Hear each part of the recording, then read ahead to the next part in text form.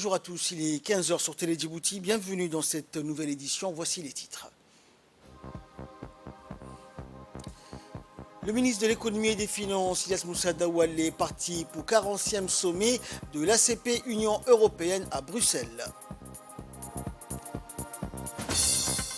Et dans les nouvelles du monde, le Fonds pour l'énergie durable pour l'Afrique obtient 64 millions de dollars de la Norvège.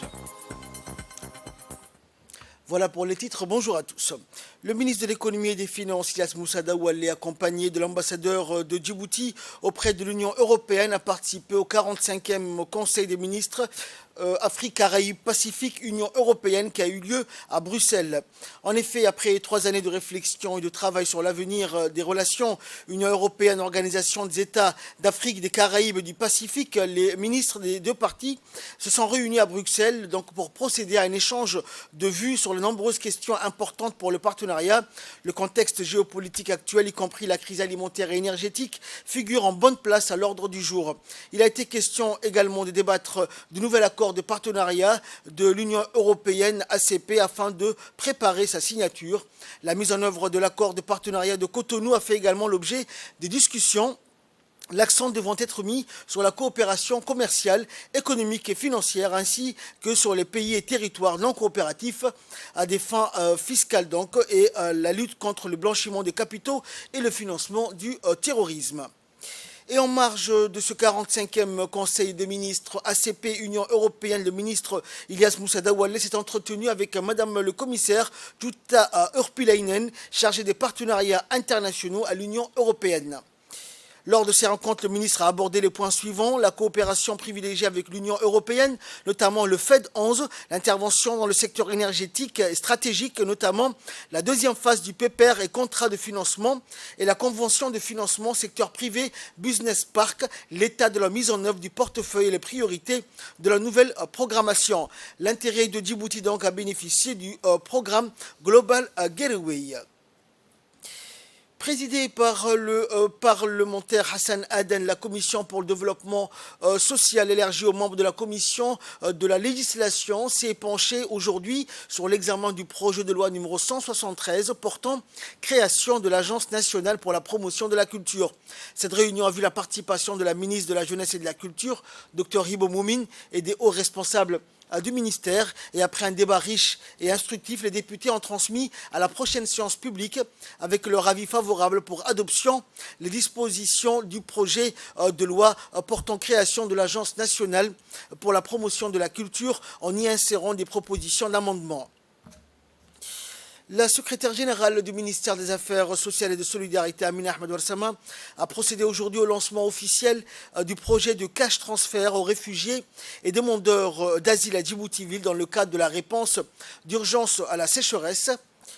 D'un montant global de 121 245 000 francs Djibouti, le projet vise à améliorer l'accès aux biens essentiels et aux services de base des réfugiés, des demandeurs d'asile et des communautés hautes vivant en zone urbaine affectée par la sécheresse.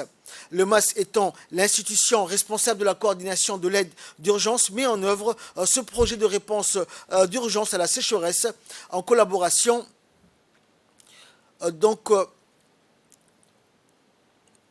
avec le Haut Commissariat aux réfugiés. C'est dans le but de mitiger les impacts causés par des chocs et prendre en charge des alternatives afin que ces impacts ne deviennent encore plus dévastateurs.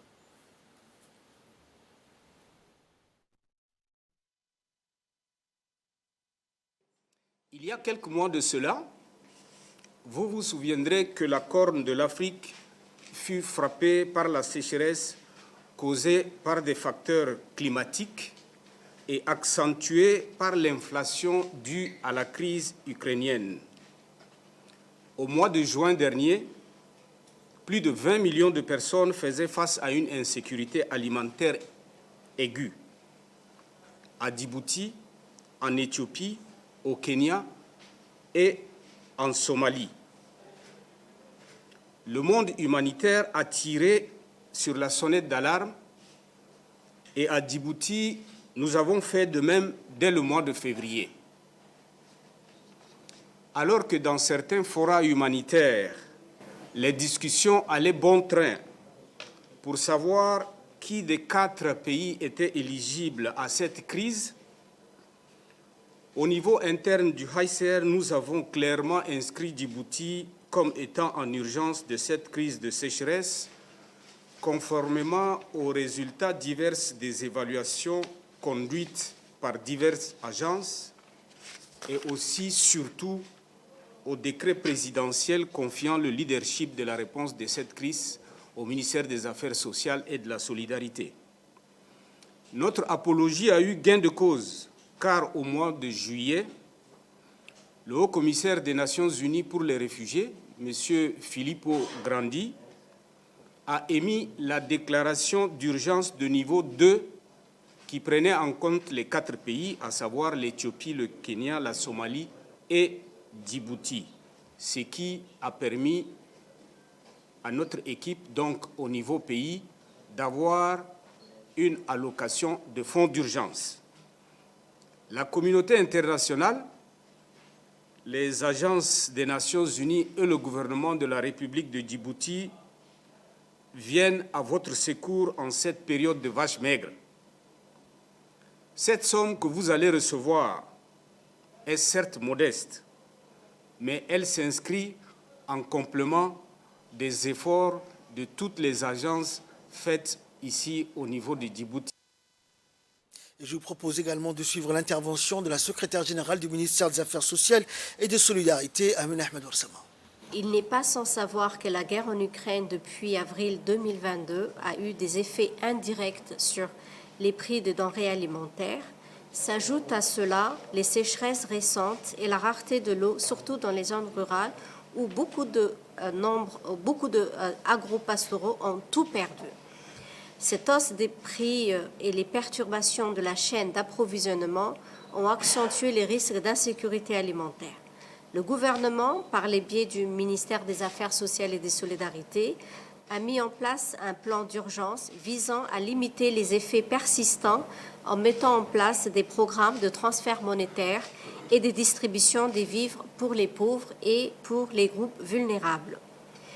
Djibouti est l'un des pays qui s'est engagé dans les cadres d'action globale pour les réfugiés, appelé CRRF, où notre président Ismaël Omar Guelleh s'est engagé à ouvrir ou à faciliter l'intégration des réfugiés dans le plan national, que ce soit au niveau de l'éducation, que ce soit au niveau de la protection sociale, de l'employabilité également des réfugiés.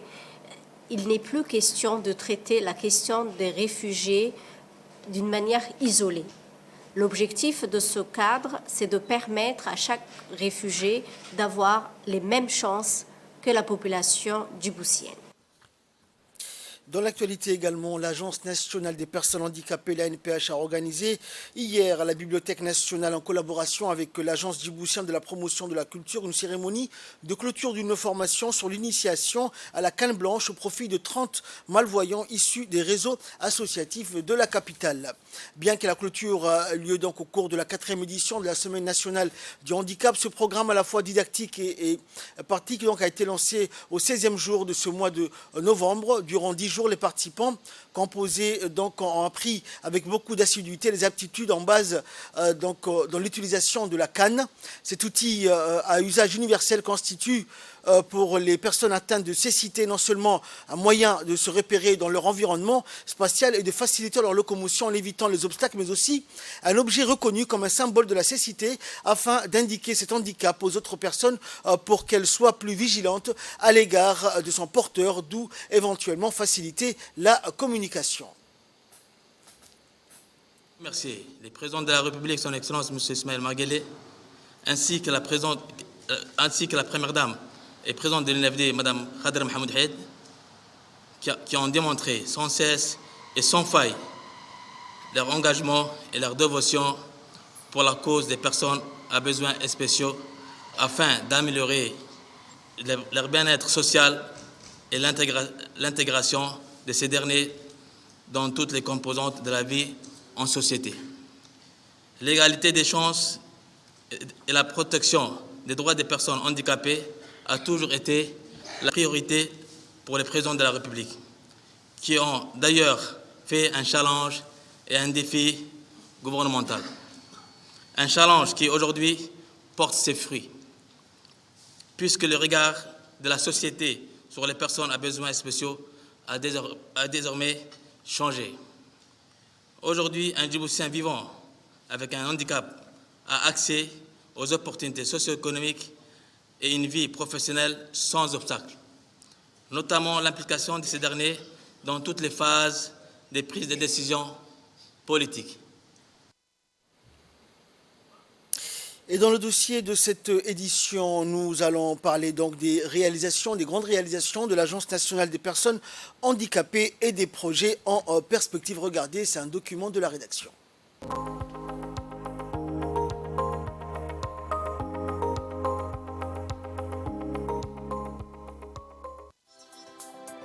Préserver les droits des personnes en situation de handicap est une des grandes priorités du président Ismaël Omar Guelleh.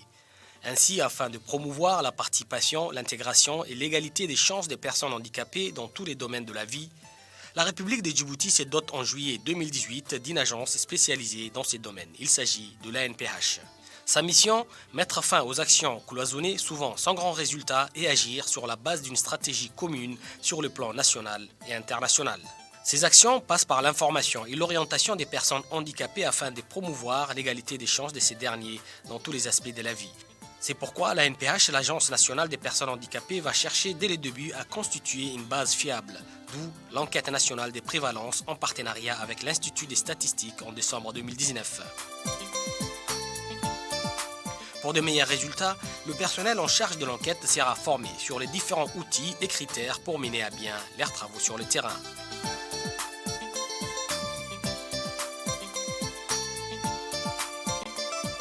Il ressort ainsi des collectes des données sur l'ensemble du pays, un taux national de prévalence du handicap de 8,5%. Pour citer le rapport de l'enquête, sur les plans des déficiences et limitations fonctionnelles mesurées au sein de la population, des personnes âgées de 18 ans et plus, des déficiences motrices, communicationnelles et mentales font partie des différents types de handicaps les plus importants chez les personnes âgées dans cette catégorie. siyaasadii madaxweynaha dalka mudane Ismaaciil Umar Geelle dadka baahida gaar kale in loo sameeyo wax dalka reer Djibouti dadka ku nooli ay isla og yihiin iyo adduunyada inteeda kalaba ilaan ummadii marka ay wax dhisayso waxay u baahan tahay qaacido ama istaraatiijiyad ay ku shaqeyso lin ay raacdo istaraatiijiyadaasi waxay ka soo bilaamaysaa dadka baahida gaar kale oo maxay u baahan yihiin waa nuuciyay maxay qabaan sidee bay tahay in loola dhaqmo ama wax lagu qabto hadday noqoto waxbarasho hadday noqoto caafimaad hadday noqoto caawimaad ama gargaar ama hadday noqoto shaqo gelin hadday noqoto ka qaybgalka dhaqan dhaqaale ama siyaasad ee dalkeena. Pour rationaliser ces interventions, la NPH va d'abord lancer en décembre 2019 le processus de diagnostic et de planification qui va aboutir sur la stratégie nationale du handicap, résultat d'une large consensus entre tous les acteurs impliqués dans cette question. Améliorer l'offre des services et la qualité de vie des personnes handicapées, favoriser l'accès aux moyens de subsistance et construire une société inclusive, tels sont les principaux axes de cette stratégie.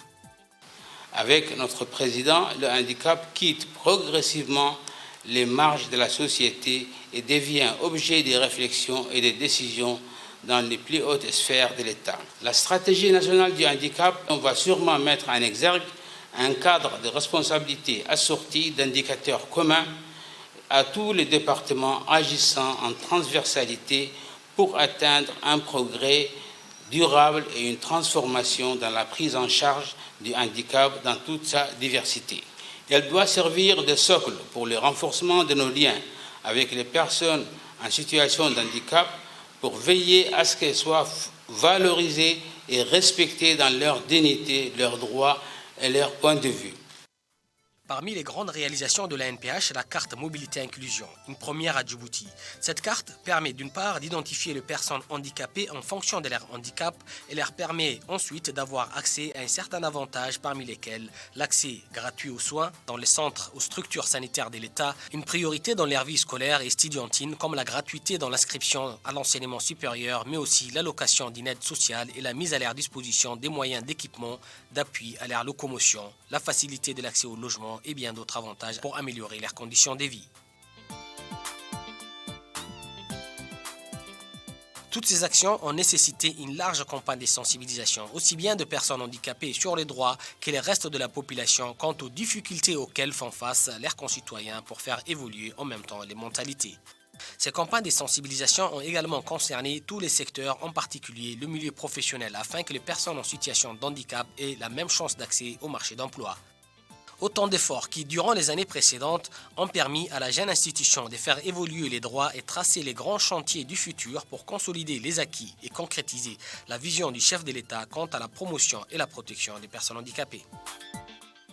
À l'instar des autres sites de la capitale et des régions, le secrétariat d'État au sport a installé un peu partout dans le pays des écrans géants et notamment ici, comme vous le voyez sur ces images, au cœur de la cité, au Moussalama. Chaque soir, les habitants de la cité, mais aussi ceux des quartiers riverains, se donnent rendez-vous pour suivre ensemble les meilleurs moments de la Coupe du Monde.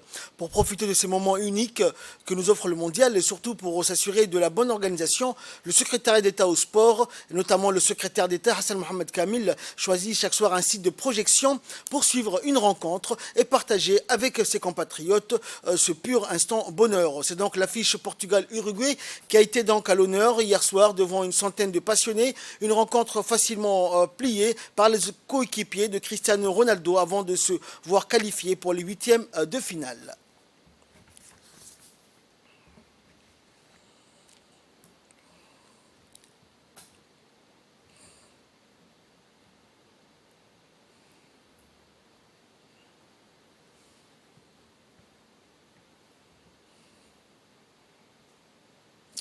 Et dans le cadre de la lutte contre la contrebande, la brigade de la douane du PK51, en étroite collaboration avec la gendarmerie routière donc, de Ouéa, a saisi donc hier une importante quantité de cannes de contrebande transportées en voiture. La marchandise saisie à cette occasion était composée de 10 colis de cannes. Cet important lot de cannes a été ensuite détruit dans l'enceinte de la brigade de gendarmerie de la routière donc, de Ouéa. Le directeur général de la douane, Gouled Ahmed Youssouf, a adressé ses vives félicitations à l'ensemble des éléments de la douane et de la gendarmerie nationale qui ont pris part donc cette opération de lutte contre la contrebande.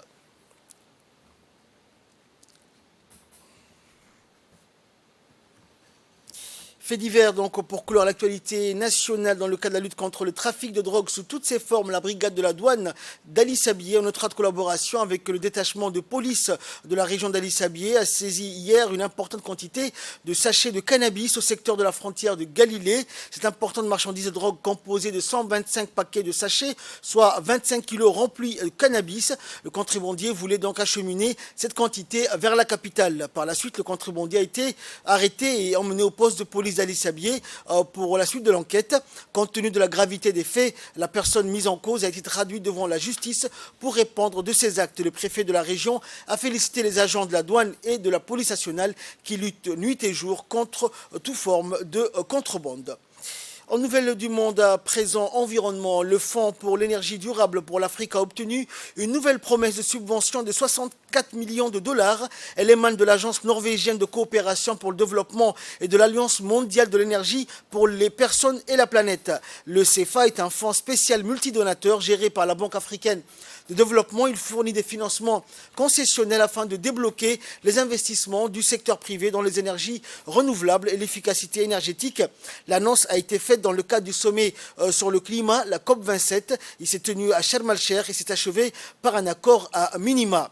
Et quelques semaines auparavant, le CFA avait accordé un financement de 2,5 millions de dollars au Mozambique, des fonds pour soutenir la réalisation des études de faisabilité technique, économique, environnementale et sociale d'une centrale solaire flottante dans le réservoir du barrage de Chikamba. C'est la fin de ce journal. Merci de nous avoir suivis. Excellent après-midi sur Télé Djibouti.